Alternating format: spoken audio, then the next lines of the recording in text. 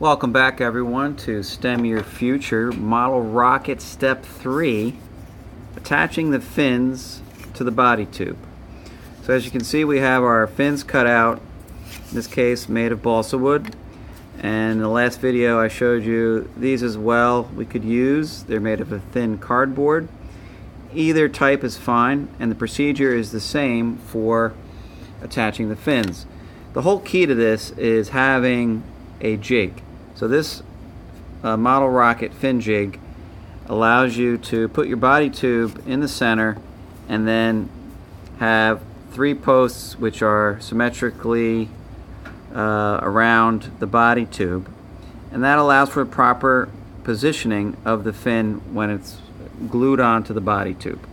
So a lot of people like to use the balsa wood fins. I'm going to demonstrate with that just so you get the idea of some of the more common mistakes.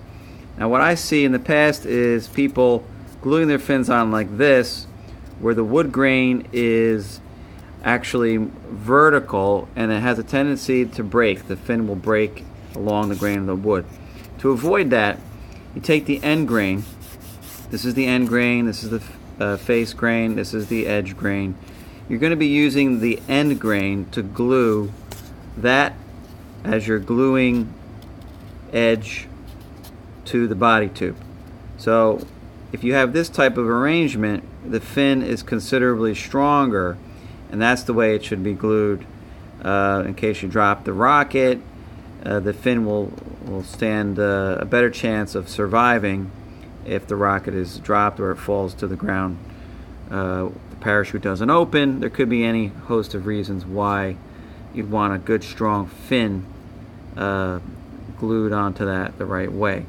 So again, we're just using our typical wood glue, nothing fancy, and you really don't need all that much. I'm going to spread this around a little bit, and having this jig is essential because it really allows you to take the guesswork out of where this fin is supposed to go. Okay, so as I put this on and I press gently to give it a little bit of pressure, okay, as long as I'm on top of the post, the fin should be perfectly aligned. Alright, and then I'm going to go ahead and just make sure that's really on there. I'm going to use 2 hands to apply pressure. And if I really wanted to play it safe, what I can do is just take a small piece of masking tape and place this on top to give a little added pressure to the joint. Every glue joint needs time and pressure. If you have any excess glue on there, you can just wipe it off with a paper towel or your finger, and you're just going to give that proper time to dry, at least a couple hours, preferably overnight, and you should be in business. Now I would go ahead and attach my other fins, the same procedure, and using these posts I would have 3 equal placed fins, making sure again the end grain of this fin serves as the gluing edge onto the body tube. Okay, that's essential. If you're using the cardboard fins, you don't really have to be concerned about wood grain because there is none, and this would just fit right on here like that.